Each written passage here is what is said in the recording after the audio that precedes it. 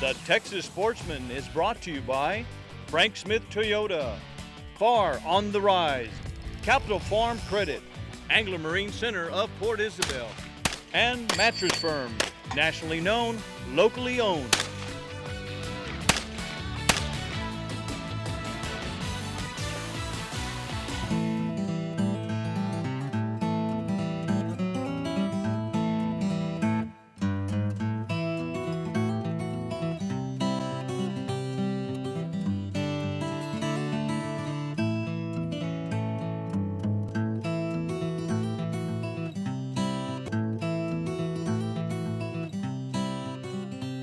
Hey folks, welcome to the Texas Sportsman. We're here hunting today in South Texas for nilgai hunts, okay?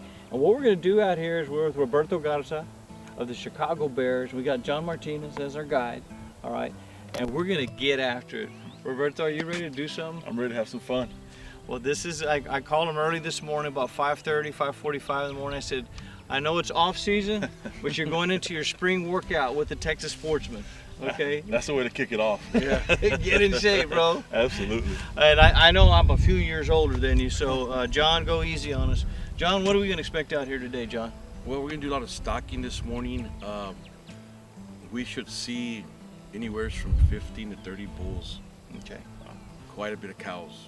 And we're going to try to pick out the biggest bull. All right. Now tell us about what we're going to be looking for. You're telling us about looking for those black legs. We're going to be looking for the black legs, walking through the brush, walking through the mesquite brush.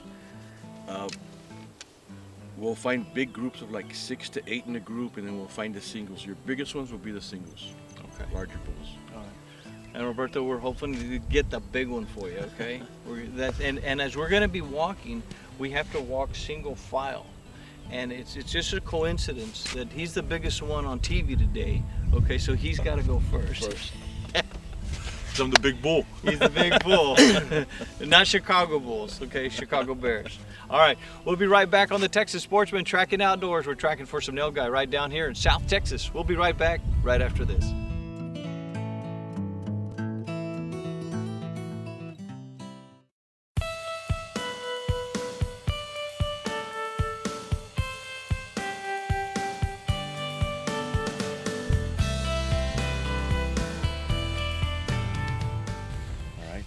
When they come to here, it's a group of juveniles. They're like 3 and 4 year olds, but once in a while in that herd there's a big one in there, and your big one's gonna always be the first one, always the first one. He's the leader of the pack. The leader of the pack. They always run in front, huh? Always run in front. Cocky sons. Mm-hmm. We're gonna come up to an area when we pass this feeder up here.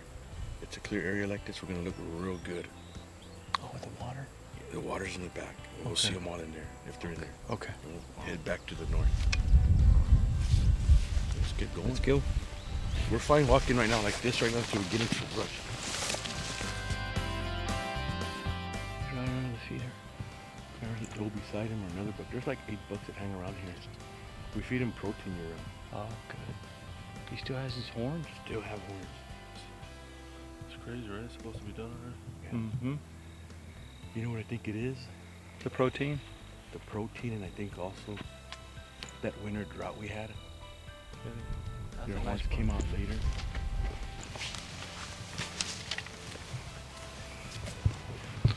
What we're doing here is we just came across a pond, and we're going to start stalking them, and we're in a lot thicker brush here. It's very wooded. See a lot of nilgai droppings. We've already indicated we can smell them. That's what you're looking for. The wind is blowing. It's about 74 degrees this morning. We're going to see what we can come across here. Stay with us on the Texas Sportsman. We see one over here. Hey, John, what's going on? What are we doing? We're stalking right now. We need to stay real low on this brush so we can look for leg movement. When you can have the best pair of binoculars, you're just not going to see them in this brush like this. It's so green. So we need to, this is an area they'll hang out because they look just like little mesquite trees with their legs, and that's where they have that's their perfect camouflage. Okay.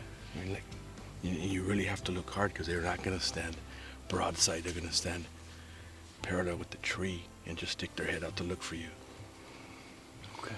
So we're going to go for another probably 300 or 400 yards and stuff like this to see if we see one. Then we'll hit some open area. You ready? We gotta put up with the gnats. South Texas, baby.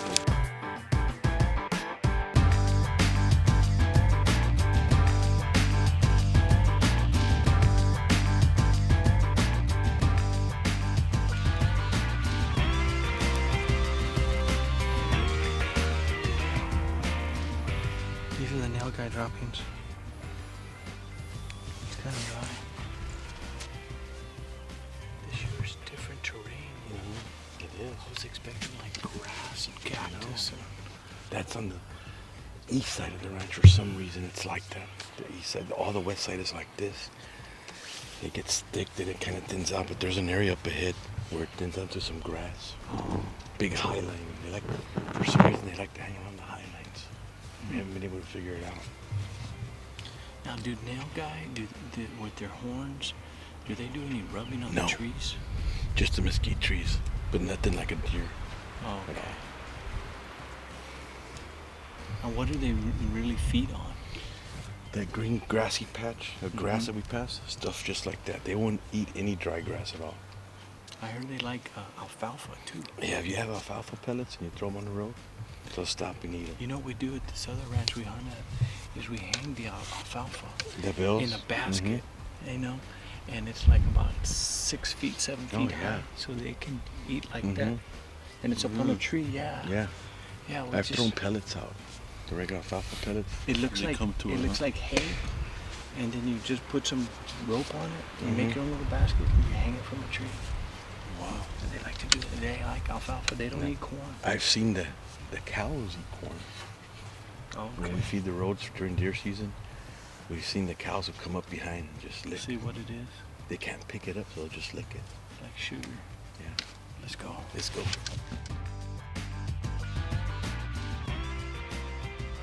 We might catch one in there feeding right now. They're real finicky. They'll eat, then they go lay down in bed, then they go back and go feed again. They're weird. Yeah. Let's go check this grass. There's some big old cows. Okay. Straight ahead. Yeah. Get your gun ready, kid, in case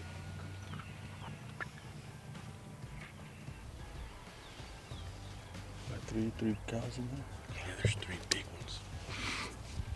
That's a cow. That's a big one. He's got his head down. Keeps looking to the back, 'cause there might be a bull like it.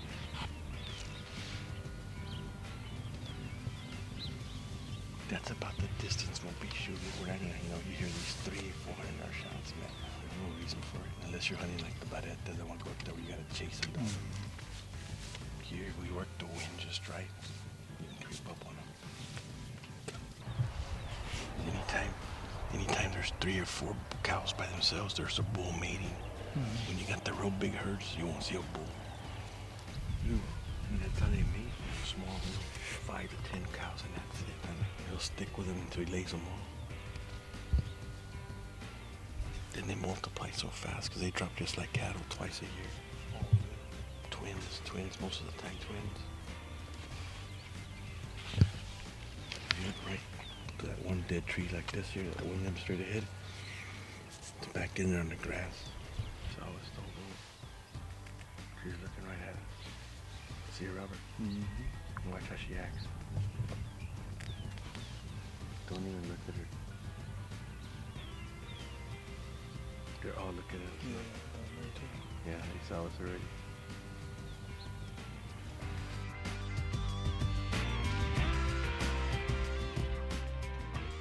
What kind of grass is this? Just wild Man, buffalo it's grass? some kind of a buffalo grass. During the drought, everything was brown. We had that good rain and everything turned green. Mm-hmm. All the ranches down here All in the South ranches. Texas are beautiful. Mm-hmm. All the flowers sprouting. So the only place we could find them during the drought was around the water holes. It was green forage like this. Other than that, you just had to chase them down. But all the drought affected all the deer. Oh yeah, quail. Stunted, yeah. The quail. Oh man. Well, guys, we spotted some cows out here. We're gonna run around another. What's the other option we're gonna do here? We're gonna make one turn around this way, see if we can find a bull in this next grass. Then we're gonna head to the north end of the ranch and work back into the south wind. And then maybe around 10 o'clock get in the blind for like an hour.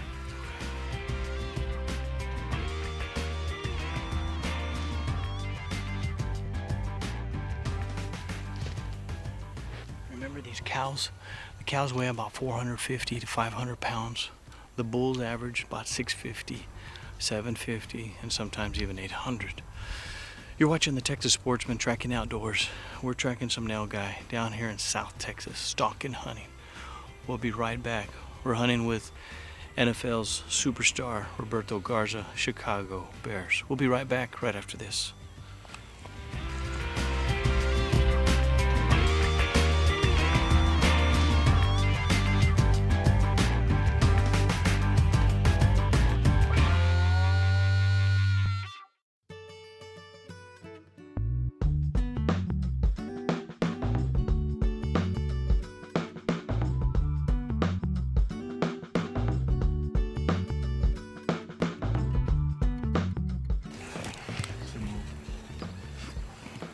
Come right at us. Don't even move, they'll come right by us. Let's see if there's a bull in there. Draw your gun just in case the bull's in there.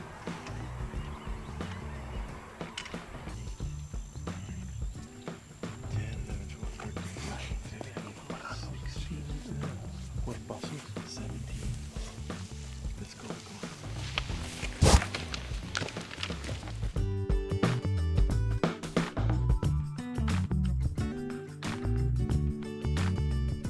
Fence line's like 100 yards that way. So they have a tendency to run, and then they'll stay all along the fence line, make the whole perimeter. Why do animals run the fence line? They're trying to look for a way out, right? I think they do it because sense of security. They know the security there because no one's gonna go in that area. They do the same thing. Check this out. Same thing that dogs do at your house. Yeah. If you got a dog, it runs a fence line, Mhm. protecting the perimeter. Okay. Same thing that fish do in the intercoastal. They run up and down. Up and down a the canal. drop-offs. Yeah, drop-offs. They run back and forth because they're looking for bait. That's what animals do. But this, I think, it's more of the what you're talking about, sense of security. Mhm. That's like they know where their territory is and they can't go anywhere else. And they know no one's gonna come, especially if someone's on the other side hunting. They'll all run this way. That's why this is a real good place to set up. If we had some strike material to put up in the front, because they'll come out. Those bulls will come out right here, and they all want to be here eating grass. I mean, they haven't had green grass for probably a whole year. The other thing is you look for the droppings. Yeah, like fresh droppings. Where we hunt in King Ranch, where I was telling you, where you see the crossings, they go back and forth, Mhm. and you'll see like it looks like 10 pounds of their poop, and you know that they're gonna go there, and all they do over there is they'll do their business and then they take off. Mhm. They sit there for maybe 10 seconds. And that's it. They're done. Comes out. They keep walking. And they'll do it in the same place every time, Same place. every day, Designated. Yeah. every day. It's a Rest spot. area. It's like like their a dog. territory. It's a territory.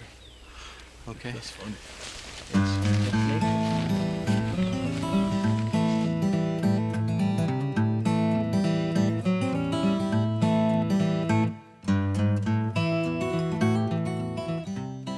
Five or 10 minutes behind these guys. We're coming into a clearing. Check this out. They were right there in front, and they were just. They walked weren't the even 75 yards. Oh, you know what? We're not done. Let's go get them. Let's go. Now it gets fun.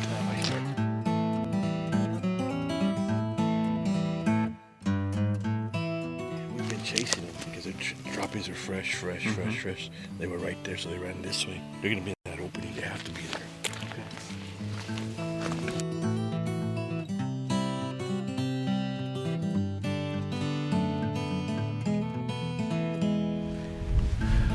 Well, folks, we drove around just a little bit. We saw one by itself. We're gonna stalk it here from here again. We're gonna start a stalk again. And it was all by itself. Then we saw a herd, so let's go see what we can find.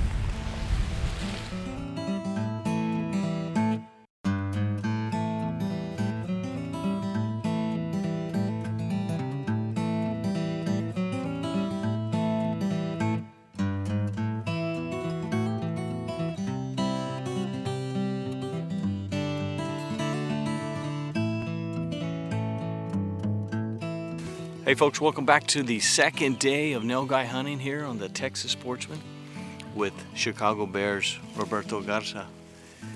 We got John Martinez as our guide. Guys, these things have been just running around everywhere. This is the second day? Second right, day. John? Yes, What do you sir. expect? We got different front blew through. Front blew through. Now we're gonna have some conditions where it won't be so windy this morning. When it's days like this, they walk real slow because it's crisp. It's like what, in the 60s, 64 around here. So hopefully by 10 o'clock we bag one. All right, man. You ready to do it, big guy? Let's do it, man. It's been a fun hunt, and let's get it done. Okay. We're ready to do business, okay? We'll be right back on the Texas Sportsman. Hang on. We'll be right back right after this.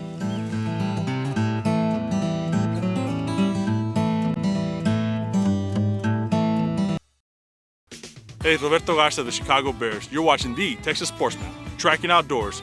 Gotta have it.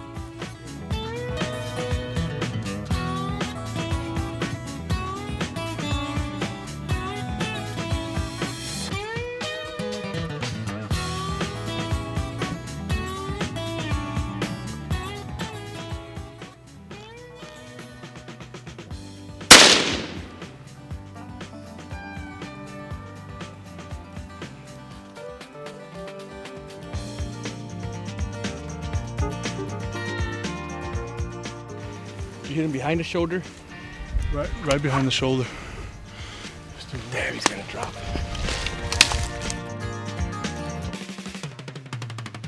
Well, man, you finally nailed it, Robert. Congratulations, buddy. Thank you, man. We earned that one. Tell us about it. Tell us what's going on. You know, we sat in that area with probably about 30 minutes waiting through this one little sendero that we had there into the animals, and we saw a bunch of them cross, and then they kind of disappeared into the brush a little bit, and then we kind of turned to our left, and he was just coming towards us. So we were laying down. And that was really the only shot we had, because if I had stood up, there was a bunch of trees, didn't have the shot. So once we laid down, he gave me the opportunity, and I took it. It's kind of like, I know we would always see you playing, you know, as a pulling guard, dude. I got to bring this up. And you would just knock those guys down. Is that what you did to this animal? After 2 days of hard work now, Yeah. they made us work, but it was fun, you know. It was a great hunt.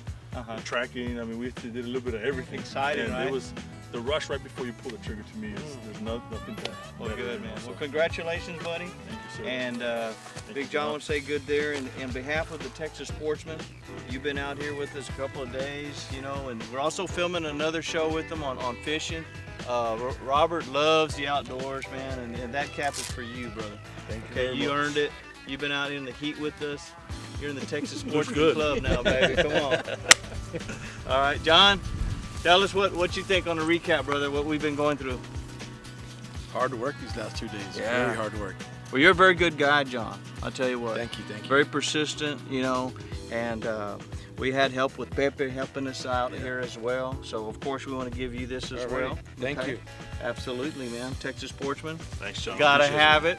Okay. Hey, folks, we'll be right back on the Texas Sportsman Tracking Outdoors. We're going to show you how big the horns are. We'll be right back right after this. Welcome back to the Texas Sportsman. This is what it's all about, guys, out here hunting. And we started early. It was like 45 degrees, right, this morning? At least. Cool this morning. Very Thought cool. I was in Chicago. Yeah. Well, brother, welcome to South Texas. This is your home, brother. Anytime you want to come down here and hunt and fish with the Texas Sportsman, with John, we'll put you on the animals.